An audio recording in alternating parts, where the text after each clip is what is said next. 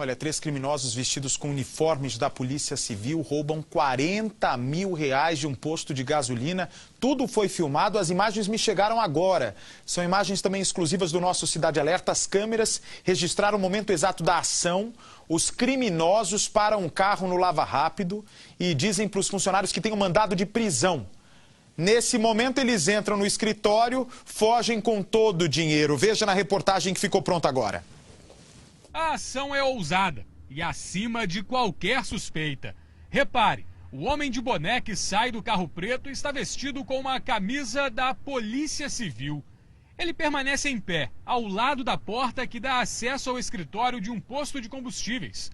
O veículo fica estacionado no Lava Jato. Dentro dele, há outros 2 homens, também vestidos como policiais. Tudo não passa de um disfarce. Eles são bandidos. Quando uma funcionária abre a porta, ela é rendida. O homem entra. Um dos comparsas logo sai do carro e segue para o escritório.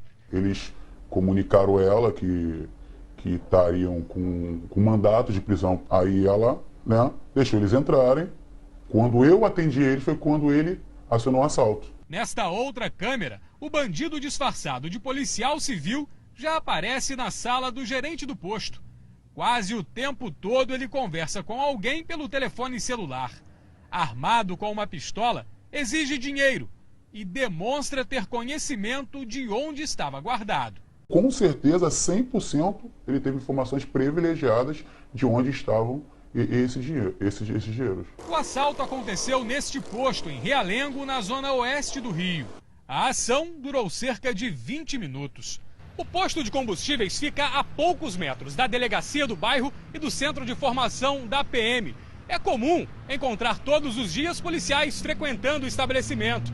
Por isso, os homens vestidos com uniformes da Polícia Civil passaram despercebidos. E apesar do pátio cheio de pessoas no momento do crime, ninguém desconfiou do assalto. O caso está sendo investigado. Os falsos policiais ainda não foram identificados. Uma das suspeitas é de que os bandidos teriam recebido informações privilegiadas para agir. Além do prejuízo de R$40 mil, o roubo deixou o medo. A verdade mesmo é que eu estou até sem vontade de vir trabalhar, porque foi uma situação muito complicada que eu passei. Olha, minha gente, amiga, Marcos é um solteiro convicto. Ele começa a sair com a Andréa, mas logo que a relação começa a ficar séria, ele dá um basta e termina o namoro. A Andréa não acredita que o homem que a seduziu não quer nada sério. Ela então resolve ir até o restaurante que Marcos trabalhava como garçom e começa a fazer um verdadeiro barraco. Ele leva a ex-namorada para a rua, tenta acalmá-la. A Andréa surpreende a todos com uma reação que é difícil de ser vista, principalmente quando se trata de uma mulher. Repara, olha o casal, olha a imagem do casal, essa moça. O que você acha que essa mulher seria capaz de fazer no meio da rua, na frente de todo mundo, por ter sido rejeitada por esse homem? Me dá as imagens do local onde aconteceu toda a confusão. Você vai vendo o local onde Marcos trabalhava como garçom. Ela cometeu um crime bárbaro.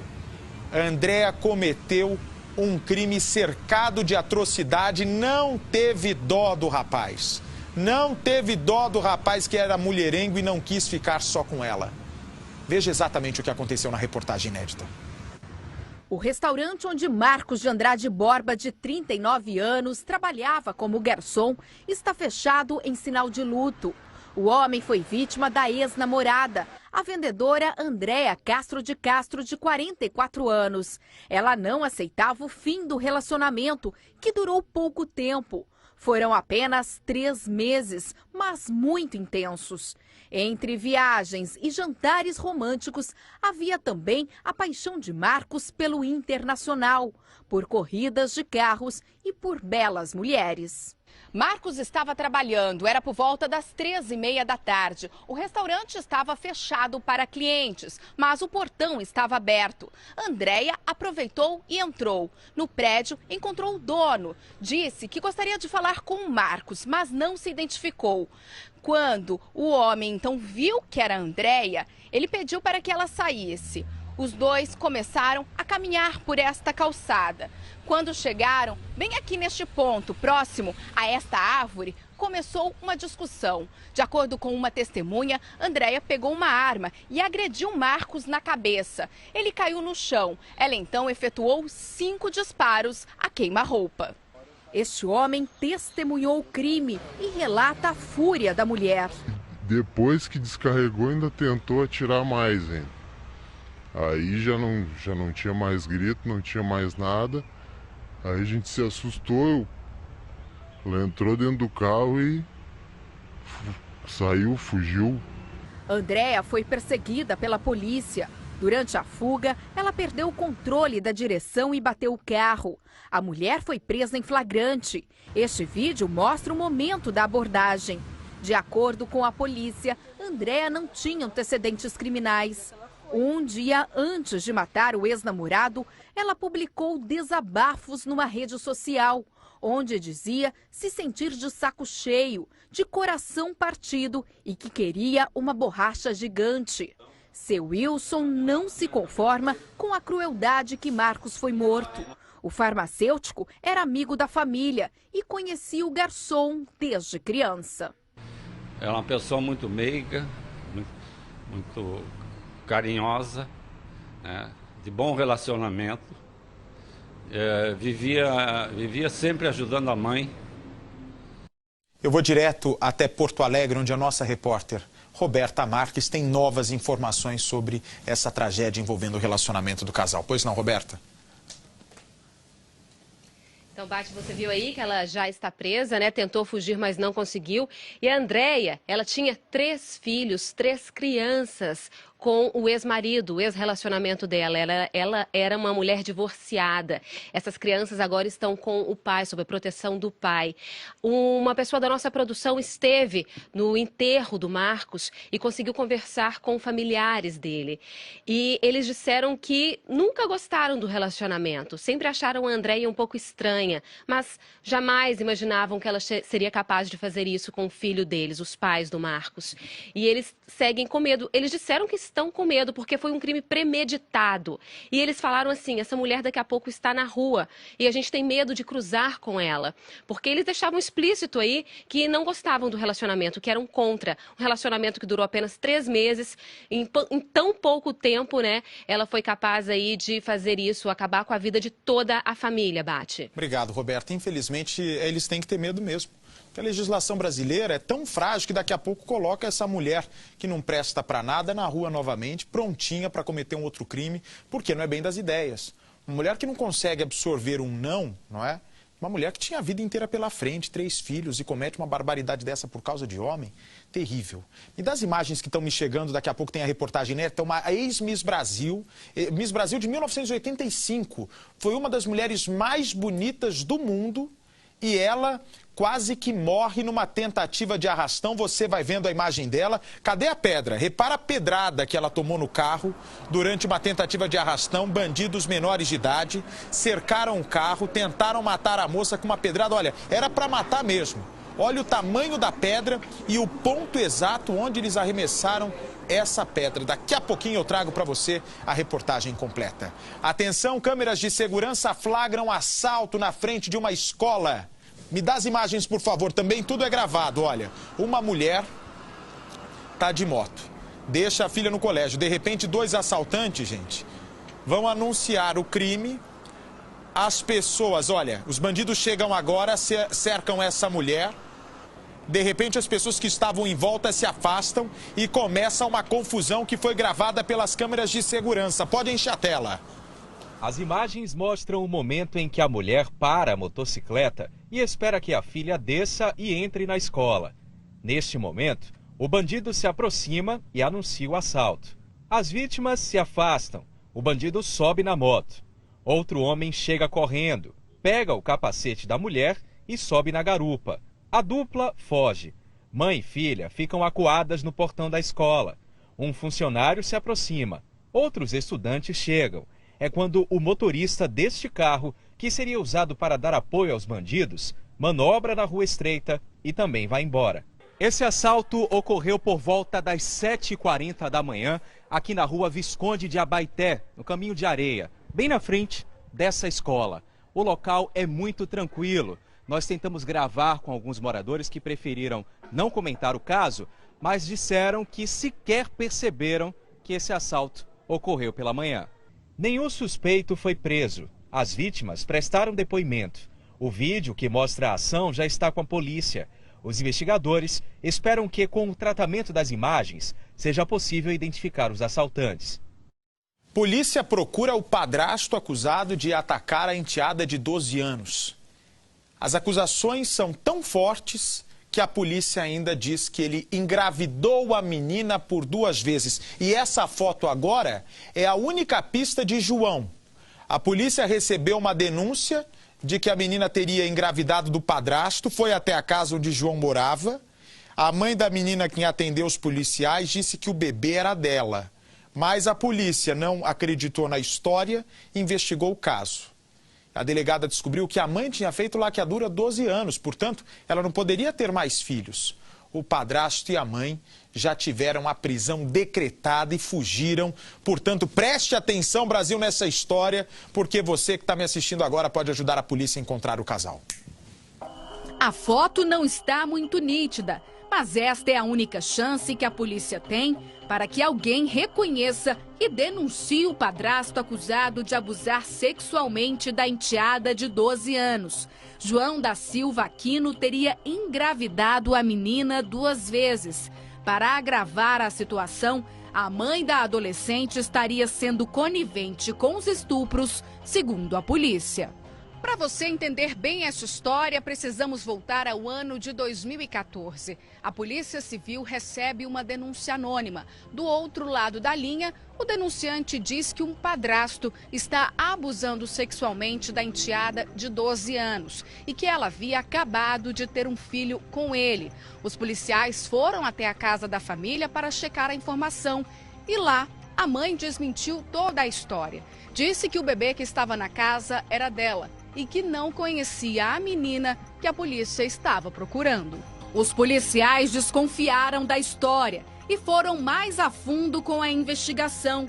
A polícia descobriu que a mãe da adolescente fez uma laqueadura há 12 anos e por isso não pode mais ter filhos. No posto de saúde da cidade, os policiais constataram o que já imaginavam, que a jovem fez todo o pré-natal e um parto recentemente. Quando a mãe justificou que a criança, o recém-nascido, era dela e não da sua filha adolescente, nós procuramos entender. Então, ela disse que tinha documentação, que tinha todo o pré-natal no hospital. Então, nós fomos ouvir as pessoas que atenderam no posto de saúde e conseguimos ainda documentação de que quando ela teve a adolescente, ela foi submetida a uma laqueadura, o que impossibilita ela de ter esse bebê recém-nascido. Então, mais uma vez, ficou comprovado que ela estava mentindo.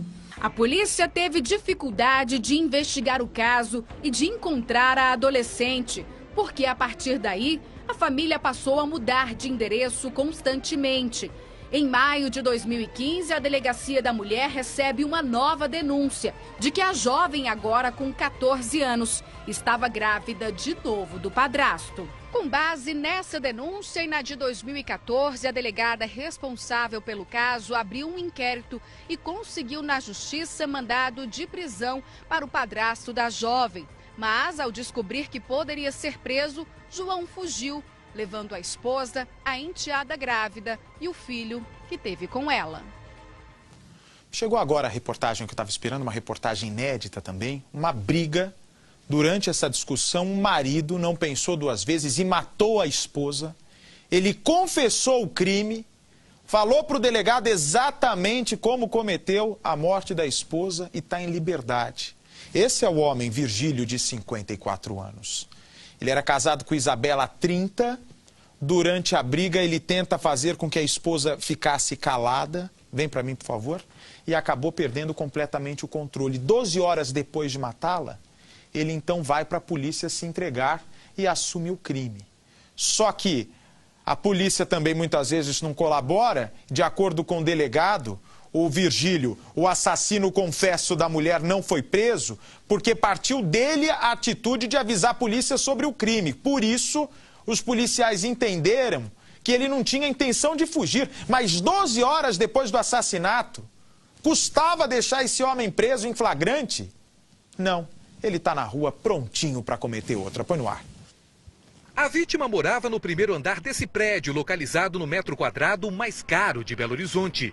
Isabela Brandão Cruzeiro, de 53 anos, foi estrangulada, segundo a polícia, pelo marido, o comerciante Virgílio José Batista Cruzeiro, de 54 anos. Estava numa discussão com a sua esposa e na discussão, no calor da discussão, ele tentou várias vezes tampar a boca dela para parar de falar, e ela não parava de forma nenhuma, e ele, nesse momento, ele veio a enforcar a esposa utilizando as mãos. Então a gente chama de esganadora. O crime aconteceu na última quarta-feira, mas só agora foi divulgado. De acordo com o depoimento do comerciante, o corpo de Isabela ficou cerca de 12 horas dentro do apartamento. E foi ele mesmo que acionou a polícia. Bastante tempo, né? Então realmente ele teve tempo de pensar em o que fazer, se ele comunicaria ou não à polícia, mas ele fez a coisa certa, né? Realmente comunicar o fato à polícia judiciária. No prédio, que fica no bairro Lourdes, vizinhos ficaram surpresos com o assassinato. Essa comerciante afirma que Isabela e o marido, que viviam juntos há 30 anos, aparentavam ser um casal tranquilo. Uma pessoa tranquila. Para mim foi uma surpresa o falecimento, a notícia do falecimento dela. O corpo de Isabela foi enterrado no cemitério do Bonfim no dia seguinte do crime. Segundo funcionários, não houve velório. De acordo com as investigações, ainda não se sabe o motivo para o assassinato. Mas por que Virgílio José Batista Cruzeiro não foi preso em flagrante, mesmo depois de ter confessado o crime? Ele não ficou preso, tendo em vista que ele procurou a polícia para relatar um crime que até então não era de conhecimento da mesma. Então um delegado de plantão entendeu como ele comunicou um crime que a polícia não tinha conhecimento e não tinha intenção de fugir. Após o fim do inquérito, a decisão se o comerciante será preso ou não fica a cargo da justiça.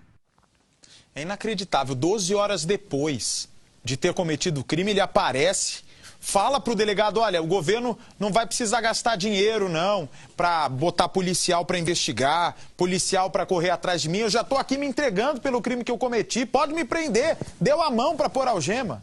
E não, o delegado falou, não, meu filho, você fez o quê? Ah, matou sua mulher? Tudo bem, vai embora, só deixa o seu nome, seu telefone e depois, se precisar te prender, a gente te chama para você dar um pulo aqui. Vou direto até Belo Horizonte com o nosso Elvert Moreira, uma história que está deixando... Aconteceu num bairro de classe alta lá de Belo Horizonte. O povo está revoltado por lá, não é, Elvert? Boa noite.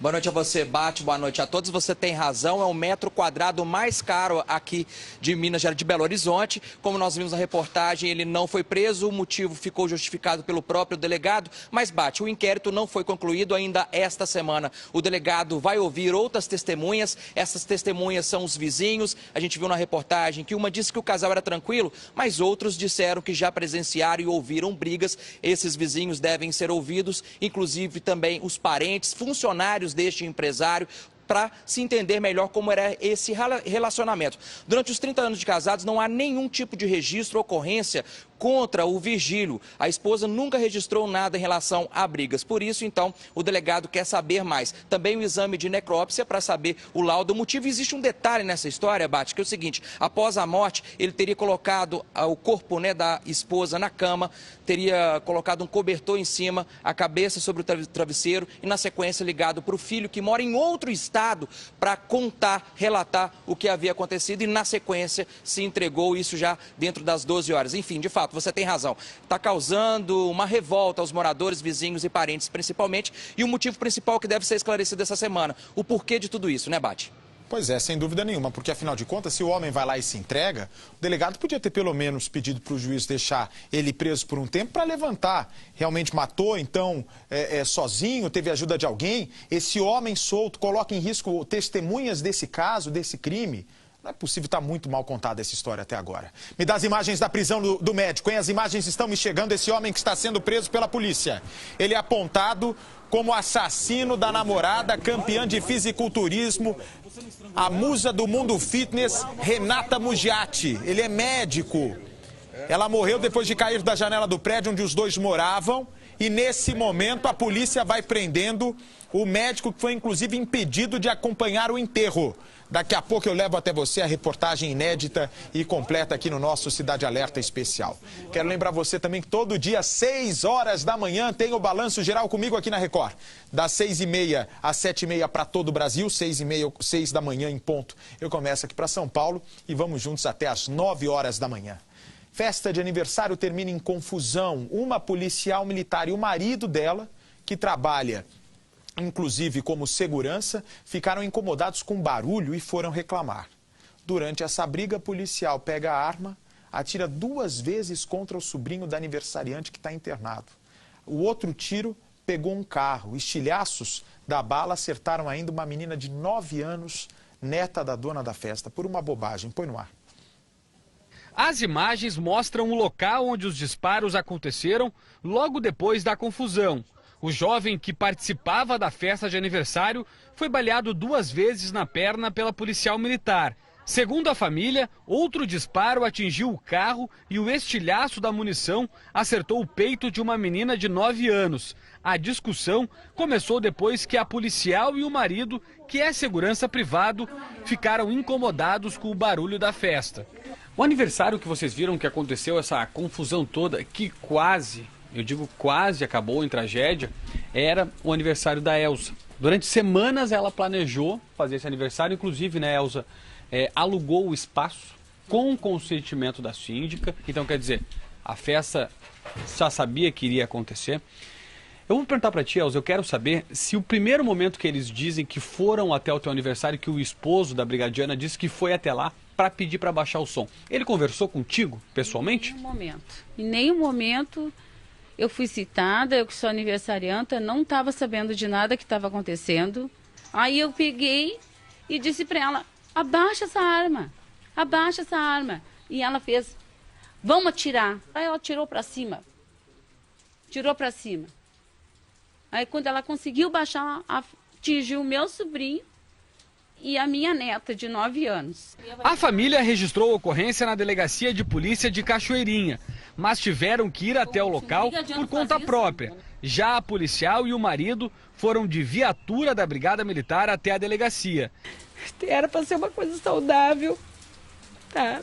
Foi um abuso de poder, porque só ficaram do lado dela. Ninguém deu uma assistência para levar minha neta, nem meu sobrinho. O jovem baleado foi levado até o hospital, onde passou por uma cirurgia e segue internado. A menina, atingida por um estilhaço, foi atendida e passa bem. A casa onde a policial mora está sendo protegida constantemente pela Brigada Militar. A policial trabalha na cidade de Cachoeirinha. O caso será investigado pela delegacia da cidade. Muito bem, minha gente, amiga, são 7h02 pelo horário de Brasília. A mãe de um jovem morto numa festa diz que agora está sendo ameaçada pelo assassino, que na verdade nunca foi preso. Flávio era porteiro, casado, tinha uma filha de 7 anos. Num sábado qualquer à noite, depois de passar o dia com a família, ele foi numa festa com os amigos. Nessa festa, 2 irmãos, Thales e Mike, agrediram o rapaz aparentemente sem explicação nenhuma. Seguranças colocaram eles para fora, então Flávio e os amigos resolveram ir a um bar. Não satisfeitos, os irmãos foram atrás da vítima e Mike deu um tiro a queima-roupa em Flávio. Thales foi preso em flagrante, mas o Mike está foragido e agora está ameaçando matar a mãe de Flávio. Me dá as imagens do caso, por favor. É uma reportagem inédita também. Nós temos já a foto dos envolvidos e as novidades da investigação desse caso que chocou o Rio de Janeiro. Essa é a vítima, não é isso? Essa daí é a vítima. E agora também a dor da família que está sendo ameaçada pelo homem que cometeu o crime e não foi preso. Põe no ar. O seu filho não resistiu. Eu falei, Deus, por quê? Há 1 ano, esta mãe não passa um dia sequer sem chorar.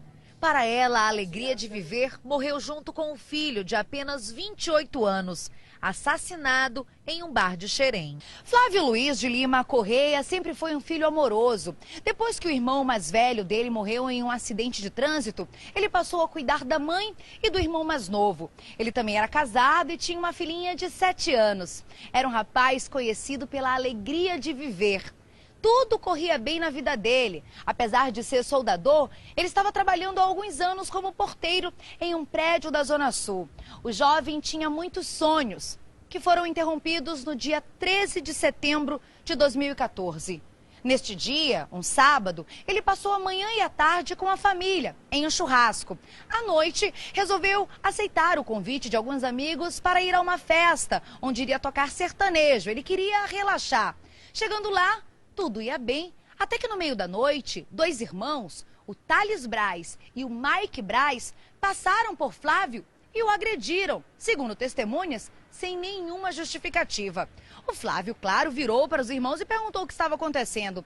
Mas além deles não responderem, eles ainda tentaram continuar com as agressões. Foi aí que os amigos do Flávio tentaram interceder para defendê-lo. E uma grande confusão se iniciou. Os seguranças da festa acabaram botando todos eles para o lado de fora.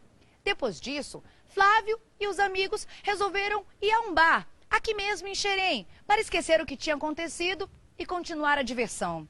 Já os irmãos Thales e Mike não pensaram bem assim. Segundo a polícia, eles foram em casa, pegaram uma arma usada para caça e foram até a casa do Flávio. Eles queriam vingança. Chegando lá, quando não o encontraram, descobriram que o Flávio estava neste bar. Thales dirigia a moto e o Mike segurava a arma. Quando eles chegaram no bar, o Flávio percebeu que algo de ruim estava para acontecer. Ele saiu de perto dos amigos e se aproximou dos rapazes, falando: gente, vamos acabar com isso, tá tudo resolvido. Mas, segundo testemunhas, o Mike nem esperou que ele se justificasse. Sacou a arma e atirou a queima-roupa contra o rapaz. Eu recebi a notícia, eram acho que umas 4 da manhã, 4 e pouca mais ou menos. A ex-mulher dele ligou para mim, chorando, e falou: Cássia, atiraram no Flávio lá na Pedreira. Flávio chegou a ser levado para o hospital, mas morreu durante a cirurgia, por causa de um veneno que tinha sido posto na bala.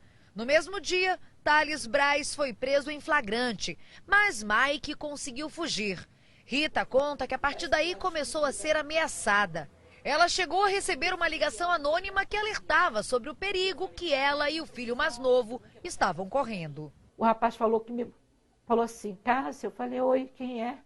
Ele falou: olha só, eu conheço você e conheço seus filhos, sei que você foi uma mãe muito boa, criou seus filhos muito bem, mas você pede uma medida protetiva para o Júnior, porque o irmão do Thales e do Nixon, no caso os dois, o irmão dele mais novo quer armar uma cilada para matar o Júnior.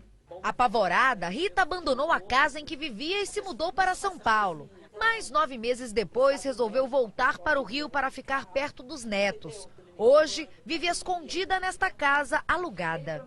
Mike Braz continua foragido. Segundo os vizinhos do suspeito, ele constantemente é visto passeando por Xerém.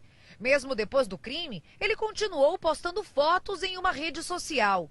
Esta, de acordo com Rita, foi postada há 20 dias. Ele aparece cercado de amigos em uma cachoeira. Porém, depois que a polícia divulgou a foto dele no cartaz de procurados, Mike cancelou a conta na internet. Até hoje, Rita não entende por que o filho foi assassinado. Eu quero ver o irmão dele para ele me falar o motivo pelo qual ele tirou a vida do meu filho. Com medo, hoje Rita só sai de casa para ir ao médico. Depois que Flávio morreu, ela entrou em depressão e chegou a tentar o suicídio. Para que isso não volte a acontecer, precisa tomar todos estes remédios.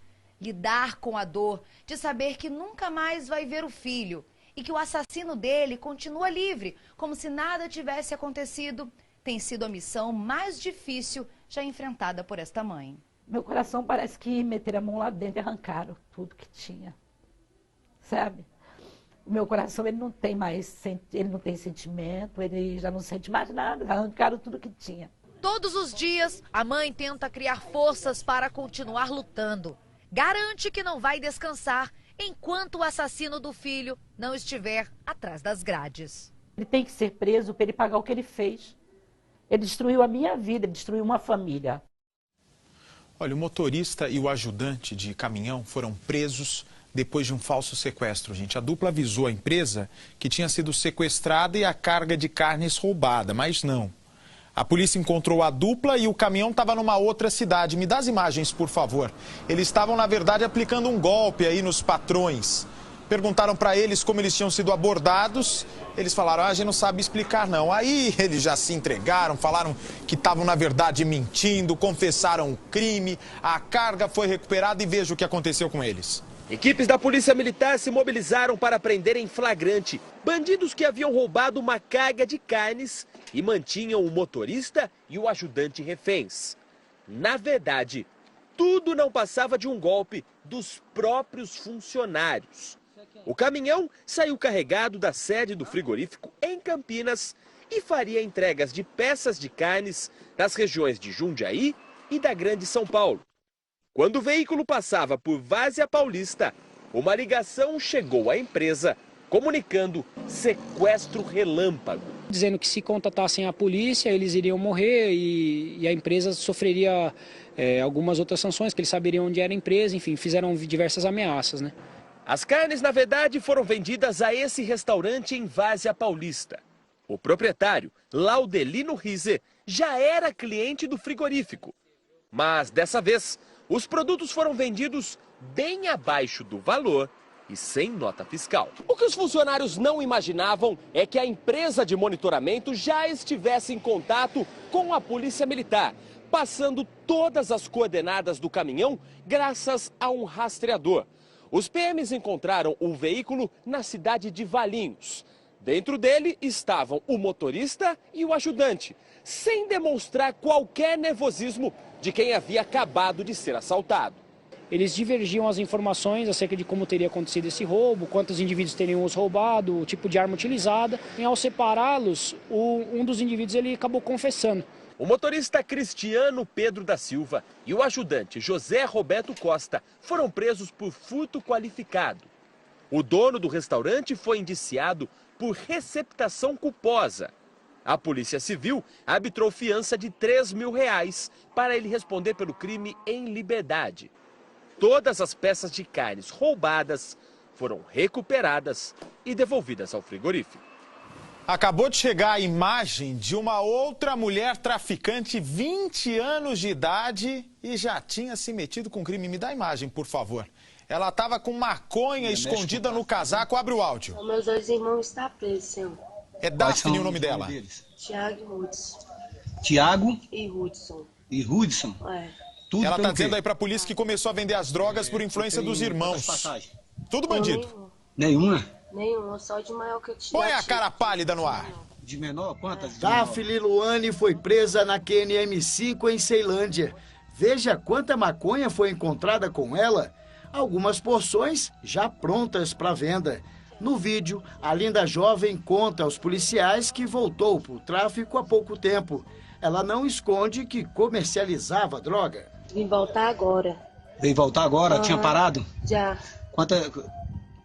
Tu tem quantas passagens?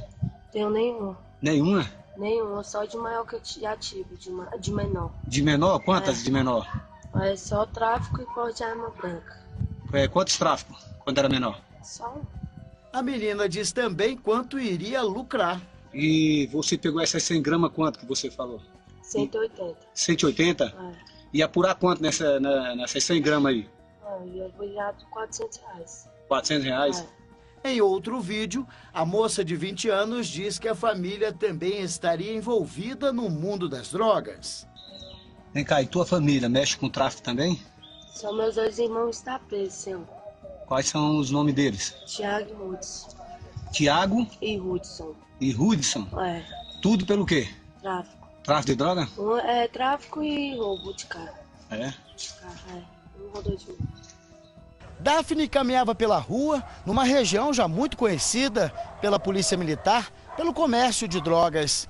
Ela parecia uma garota nova no pedaço, mas nada que a experiência e o olhar atento dos policiais militares do 8º Batalhão em Ceilândia não fizesse a diferença. Ela estava com uma mão em cada bolso. E aí a equipe do Sargento Bonina achou estranho, mas não deu tempo nem de esconder o entorpecente. Não deu tempo, porque quando ela avistou a viatura, ela botou as mãos no bolso. Foi na hora que a gente mandou que a mesma parasse, né? porque a gente viu o movimento e o volume que ela estava portando ali nos bolsos.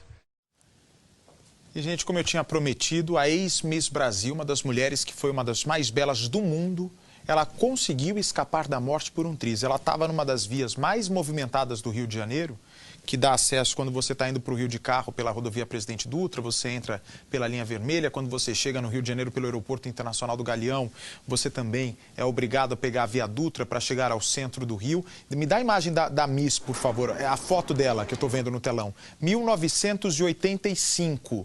Márcia Gabriele foi coroada, recebeu a faixa de Miss Brasil. E agora me chega a imagem dela sendo atacada por bandidos. Me dá a imagem, por favor. Olha a pedra que foi lançada no para-brisa do carro dela. E eles jogaram para matar mesmo. Repara ali o ponto onde a pedra atingiu o carro. Bem na cabeça da Miss Brasil. O vidro não estourou, por muita sorte. E, segundo a polícia, a revolta dos bandidos era por causa da morte de um menino na comunidade do Caju, que é uma das maiores do Rio.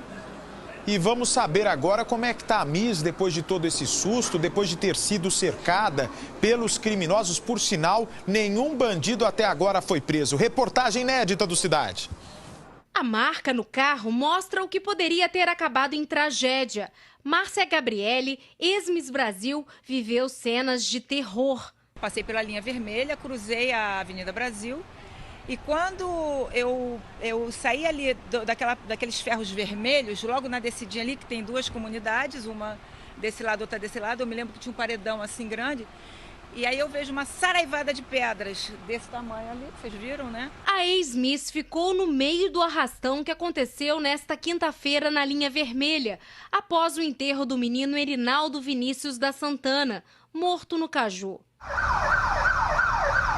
Encontrei uma viatura, eu falei, você tem que me ajudar. E ele falou assim, mas eu não posso fazer nada, são garotos. Aí eu falei assim, mas você tem que ajudar, tem muita gente sendo atacada lá. Aí ele falou assim, mas o que eu posso fazer? Eu não tenho como fazer, são crianças. Se a pedra tivesse quebrado o vidro, atingiria a cabeça de Márcia.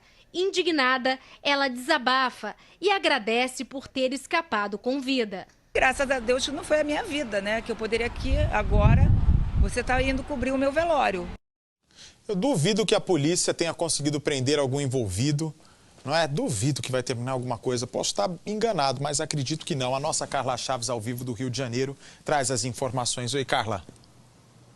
Oi, Bate, como você duvidava exatamente? A polícia não prendeu absolutamente ninguém que participou desse arrastão, até porque, segundo eles, a maioria dos envolvidos são menores de idade, a maioria é menor de idade, e é isso, claro, causou ainda mais revolta na Márcia Gabriele, né, ex-Miss Brasil.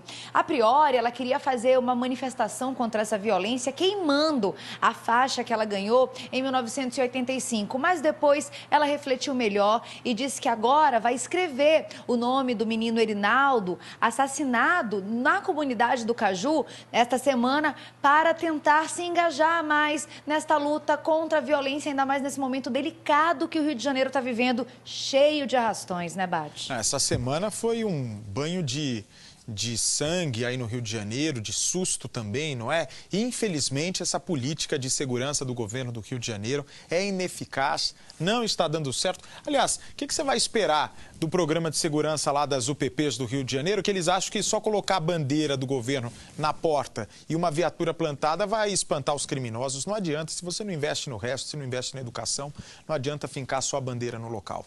O criminoso é preso suspeito de abusar do vizinho, um menino de 8 anos. Paulo, de 19, foi denunciado pela mãe da vítima e vai sendo preso pela polícia. A imagem acabou de me chegar.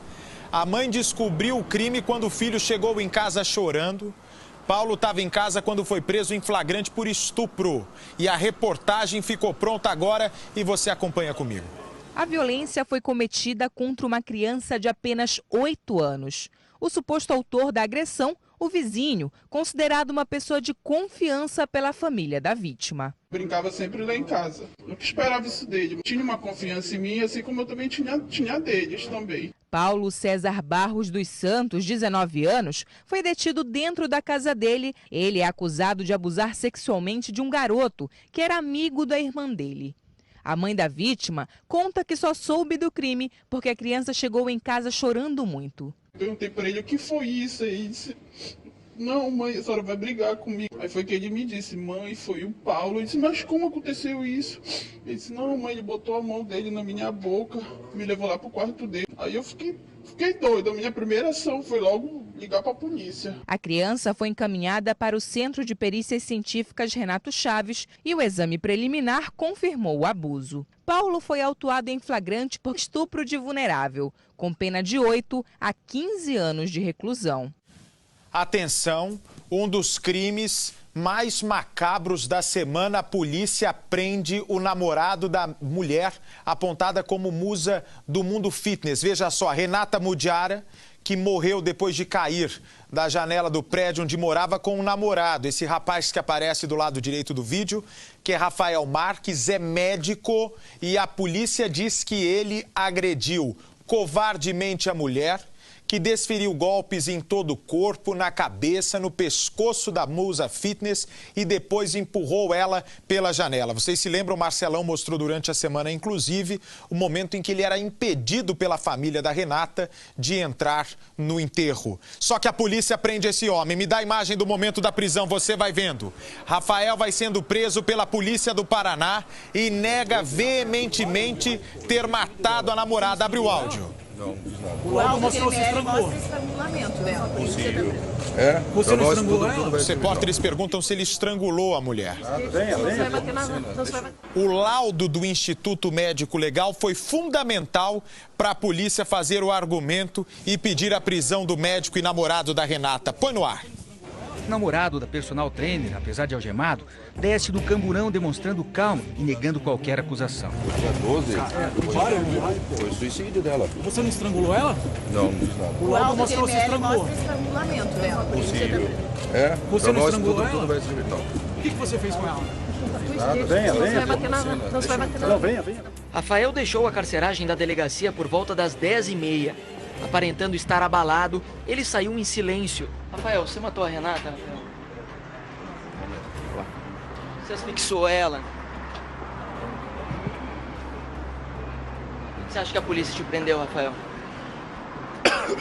O médico passou a noite numa pequena cela com apenas um colchão que fica embaixo desta escada, na sede da Delegacia de Homicídios. Segundo os investigadores, ele passou a noite tranquilo, não fez nenhum pedido e apenas recebeu a visita de um amigo. Rafael foi levado para uma cela do Complexo Médico de Pinhais, na mesma ala onde estão presos da Operação Lava Jato, como José Dirceu. Nossa equipe entrou em contato com o advogado de Rafael. Por telefone, Arlindo Fernandes Júnior disse que não vai comentar a prisão do médico, mas ele pode estar deixando o caso, já que o pai de Rafael já teria pedido a troca da defesa do filho. A prisão temporária de Rafael Sus deve durar 30 dias. Como eu havia dito, para a polícia ter a convicção de que o crime foi cometido pelo Rafael, pelo namorado médico, o exame do Instituto Médico Legal foi fundamental. Porque não foi uma queda qualquer pela janela. Essa mulher, ela apanhou copiosamente antes de cair da janela do apartamento onde morava com o médico. Os parentes e os amigos da Renata, a musa fitness, ficaram chocados com a morte e eles inclusive nunca acreditaram que ela tinha se jogado da janela, que ela tinha cometido um suicídio.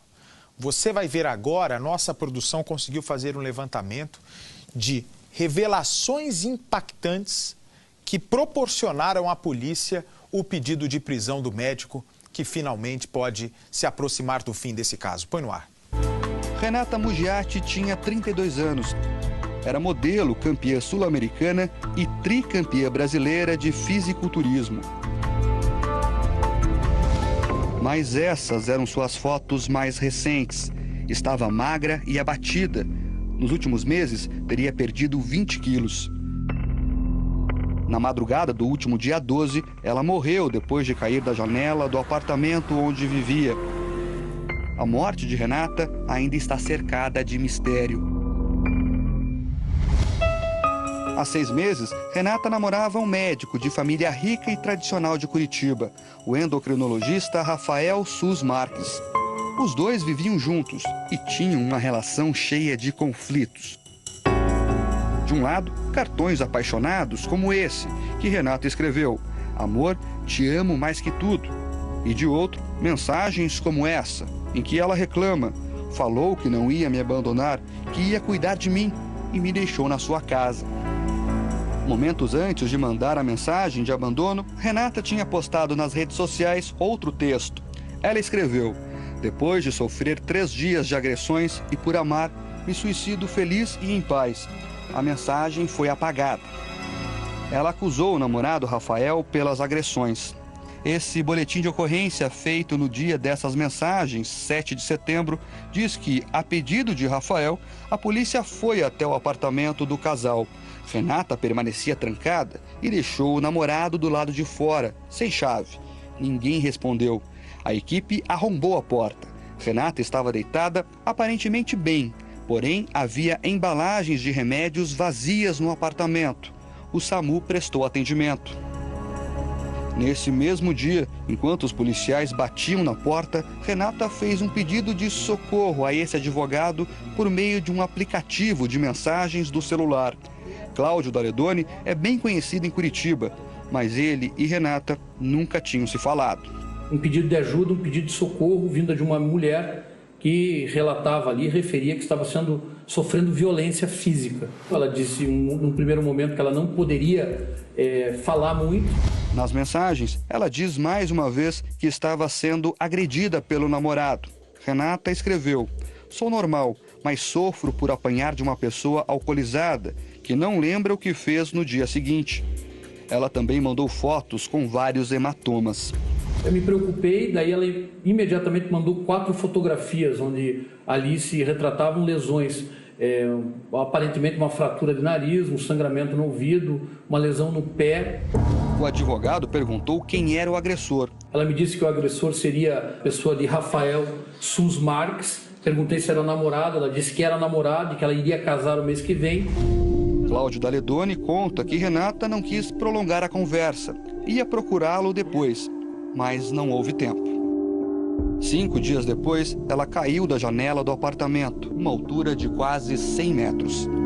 O casal morava no 31º andar desse prédio de alto padrão que fica na região central de Curitiba. Um apartamento como o deles custa cerca de R$500 mil. Segundo os vizinhos, as brigas eram constantes. O relacionamento estava tão conturbado que nas últimas 3 noites antes da morte de Renata, o médico preferiu dormir em um hotel. Esse recibo de hotel confirma que ele passou 3 dias fora de casa, mas voltou na noite do dia 7. Essa foto, feita pela polícia, mostra o quarto do casal na noite da morte. À direita, a janela onde Renata teria caído. Ele conta que chegou a tirar essa foto, em que ela aparece no parapeito do 31º andar, e diz que foi com intenção de fazer prova para uma futura internação. O advogado de Rafael reforça esta versão. Um ato impossível, tirou a foto, para poder justificar para o médico que estava fazendo acompanhamento e para a família, para mostrar para a família e amigos que ela merecia ser internada, que a depressão dela aprofundou. Rafael diz que, naquela noite, evitou 2 tentativas de suicídio da namorada. Segurou Renata pelos braços, puxou, soltou uma mão e a puxou pelos shorts. Ela voltou para dentro do apartamento. Ele afirma que a vítima se acalmou. Os dois decidiram fazer um lanche fora de casa. Rafael afirma que Renata chegou a trocar de roupa. Enquanto ele estava colocando o tênis, a mesma correu em direção à janela, se impulsionou jogando as pernas para frente e deu um grito. Segundo o advogado de Rafael, dessa vez, ele não conseguiu evitar que ela se jogasse. Ele estava na outra extremidade da cama, do outro lado, uma distância bem razoável, ainda existe uma coluna que separa ali, Ele estava virado do lado oposto, colocando o segundo sapato dele. Quando ele viu o barulho de movimentação. Quando ele viu, a Renata já estava na janela, não deu tempo dele chegar até ela e impedir, e ela se jogou. Então, não há omissão dele.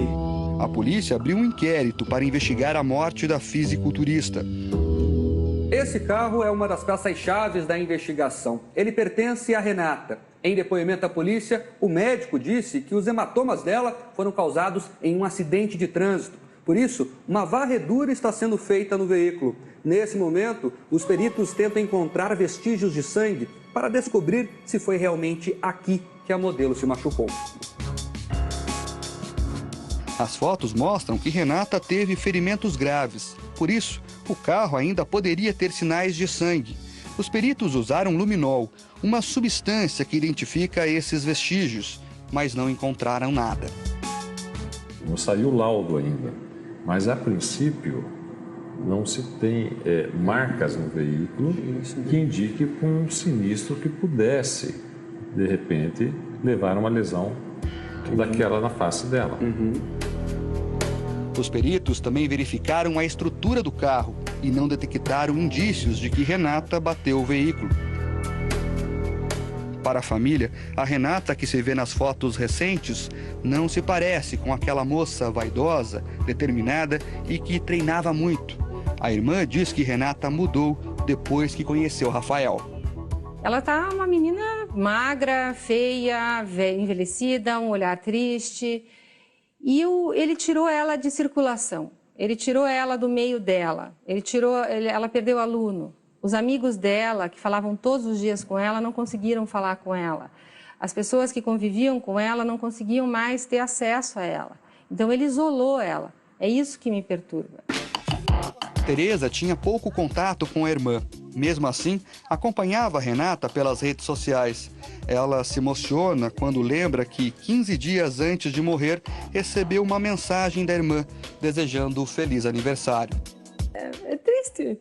Eu sou bem mais velha que ela, eu vi nascer, ajudei a criar, era uma bonequinha, uma moça nova, futuro pela frente. E se acabar desse jeito, sabe? Porque ela, pra mim, ela morreu antes. Ela não morreu na hora que ela caiu. Ela morreu antes, ela foi morrendo, foi definhando. Isso pra mim é muito triste. Muito triste. Entre os amigos, a tristeza também é grande. Daniel Abdu é lutador e ex-namorado de Renata. Os dois ficaram juntos por 9 anos. Ele conta que o médico Rafael era muito ciumento e chegou a ameaçá-lo pela internet. Ele veio e me mandou um monte de mensagem, dizendo para eu tirar fotos antigas que tinham nossas lá, e falou para eu tirar a foto de lá, que senão ele ia tava me ameaçando de me dar um tiro, denegrar a imagem do meu trabalho, tudo, né? Daniele Galvão era amiga de Renata. Ela mora em São Paulo. Por isso, as duas não se viam há 1 ano, mas sempre trocavam mensagens. Para ela, Renata não se jogaria da janela. Ela estava muito feliz, muito feliz com um novo patrocínio que ela tinha acabado de ganhar de um restaurante que acabou de inaugurar em Curitiba. Renata não contou nada para a amiga sobre as agressões que teria sofrido de Rafael e nem que tomava remédios e estava deprimida. E eu fiquei surpresa dessas declarações de várias pessoas, não só dele, mas de várias pessoas dizendo que ela estava depressiva. Daniele chora ao lembrar que, um dia antes de Renata morrer, as duas trocaram mensagem. A gente tinha uma expressão assim, quando a gente podia falar, estava desocupado, queria falar, eu falava assim, eu tô na área. E ela mandou assim, 22h30 eu tô na área. Mas elas não se falaram. No dia seguinte, Renata estava morta. O médico Rafael pode ser indiciado por omissão de socorro, já que não teria impedido a namorada de pular. Outra linha de investigação pode indiciar o médico por homicídio culposo, quando não há intenção de matar. Como ele prescrevia os remédios de Renata, poderia ter tomado providências para garantir a segurança dela e tratar a depressão. A polícia também investiga se Rafael tinha acesso às senhas de Renata na internet. Existe a hipótese de que ele teria sido o autor da mensagem sobre o suicídio na rede social dela. Para a polícia, existe apenas uma certeza. É certo de que era um relacionamento conturbado. A defesa do médico nega as agressões físicas a Renata. Como que ela estava sendo agredida? Sendo que no dia que supostamente ela mandou mensagem que estava sendo agredida, a polícia estava no local a pedido do Rafael para evitar uma tentativa de suicídio dela. Está comprovado, estamos no boletim de ocorrência. As mensagens que ela mandou dizendo que estava sendo agredida, talvez tenha sido uma tentativa desesperada de prejudicar o Rafael na iminência do fim do relacionamento. Amigos de Renata criaram uma página na internet para pedir justiça. Nela, há denúncias de outras mulheres contra o médico Rafael por agressão. Tudo isso vai ser investigado. Para a irmã de Renata, em meio a tanto sofrimento, o que importa agora é justiça. Eu quero a verdade só, sabe? Eu quero a verdade e eu quero que, assim, se houver culpado, lógico, eu quero justiça.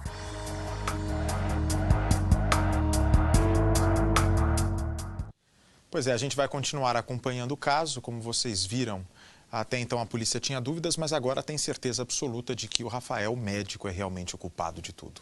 A polícia encontra o corpo de Carlos Júnior, o homem de 21 anos, que era surdo-mudo e tinha desaparecido aqui em São Paulo na quarta-feira. Me dá as imagens do caso, por favor. A vítima foi encontrada na casa de um vizinho que pode ser um serial killer. E agora a polícia de São Paulo negocia com o suposto serial killer a rendição dele. Ele vai ser preso. Ouve a mãe dele conversando com o acusado. Aqui, tá? Facilita as coisas, tá bom? A gente tá aqui do lado da sua mãe, se quiser a gente vai com a sua mãe aí te... Vem pra mim, por favor. A polícia encontrou na casa do acusado, para você ter uma ideia, diversas ossadas. Ossadas, inclusive, que estavam escondidas na parede. Põe no ar a reportagem inédita. Atrás desse portão improvisado, existe um lugar temido por muita gente na comunidade Alba, zona sul de São Paulo. A polícia encontrou, enterrado no quarto da Casa dos Fundos, o corpo de um jovem surdo-mudo de 21 anos. Carlos Neto Alves de Matos tinha desaparecido 3 dias antes. O Carlos morava aqui perto, a 10 minutos a pé, numa casa que fica a poucas quadras daqui. Naquela noite ele veio para cá para se encontrar com uma amiga que mora bem aqui, nesse lote. Como ele não encontrou essa amiga aqui, uma casa que fica nos fundos dessa igreja, como ele não encontrou essa amiga, começou a gritar por ela aqui no corredor. Chamou por ela várias vezes, mas ela não apareceu. Foi quando surgiu o Jorge, que está preso, que mora aqui ao lado. E disse para o Carlos: Carlos, você pode tentar falar com ela? Aqui da minha casa, do meu muro, você consegue ver se ela está em casa. Era uma cilada. O Carlos entrou por esse portão, foi lá para dentro e não saiu mais. O amigo que estava com ele, que tinha saído rapidamente para comprar uma bebida, ao voltar foi impedido pelo Jorge de entrar aqui, no lugar onde o Carlos entrou. Ele foi morto lá dentro.